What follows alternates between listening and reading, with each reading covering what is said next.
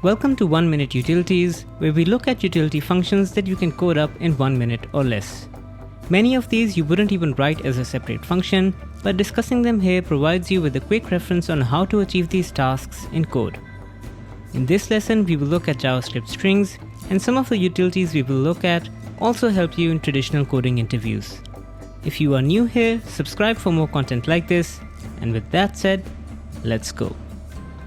A common programming challenge presented in interviews is to write a function that reverses a string. Sadly, there isn't a reverse method native to JavaScript string. However, such a method does exist on JavaScript arrays. So what we can do is split the string into an array of its characters with the built-in split method, then use the array reverse method, and finally join the reversed array back into a single string with the array join method. Now this reverse method also appears as a subroutine in other common programming interview challenges. One example of that is a function that determines if a string is a palindrome. A palindrome is a string which reads the same backwards and forwards, such as Madame or race car. In order to achieve this task, we simply need to check if the input string is the same as the string we get by reversing its characters. This brings us to our next common interview question, where you have to determine if two strings are anagrams.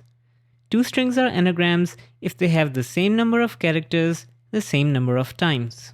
Example pairs of such strings would be node deno and listen silent. The simplest way to achieve that is simply by comparing the sorted character arrays of the input strings.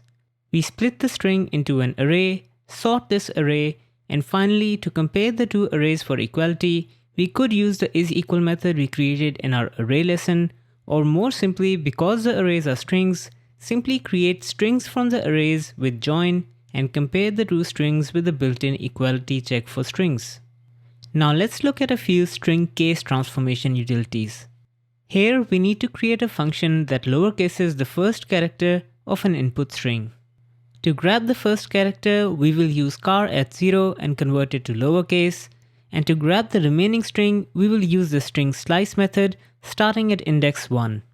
Now the great thing about the car@, and the slice functions is that they return an empty string for an out-of-bounds query. So this utility is safe even for empty strings or strings containing only one character. We can do a similar transformation if you want to uppercase the first letter, as is common in UI programming. Now let's journey into the world of regular expressions with the common use case of splitting a string into an array of individual lines. We've already seen the string split method to split a string into an array of strings. We can pass in a regular expression to split based on matched characters, and to start off we match the line feed character with \n meta character. Windows machines commonly operate on an additional carriage return character, so we can add an optional lookup for that before the new line character. This splitlines function is commonly used in developer tools, for example counting the lines of code in your codebase. Now let's look at a common function in UI programming where you want to replace new lines with HTML line break tags.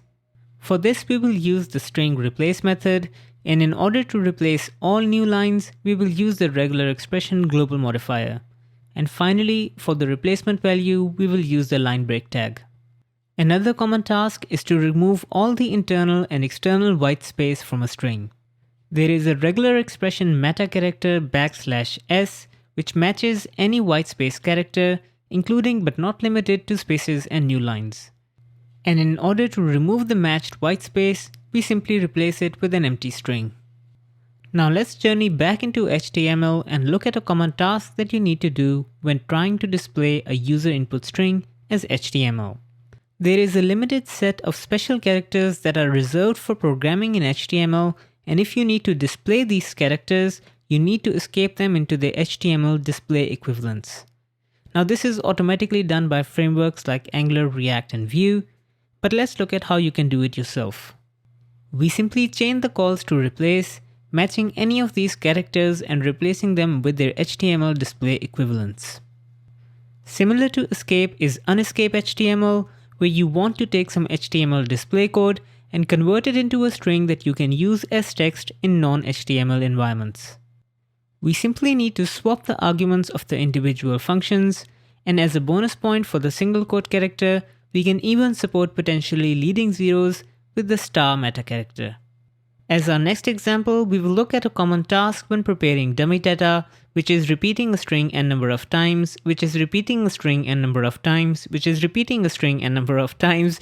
Traditionally, you would need to create an empty array of length n+1 and join it with the provided string, but fortunately, modern JavaScript strings have this feature built in as a part of the repeat function. And this even works if n is 0, in which case it returns an empty string. So this is one utility you no longer need to write in modern JavaScript, which is a nice ending to this lesson on 1-minute utilities for JavaScript strings. Smash that like for more content like this, and subscribe to support the channel, and I will see you in the next one.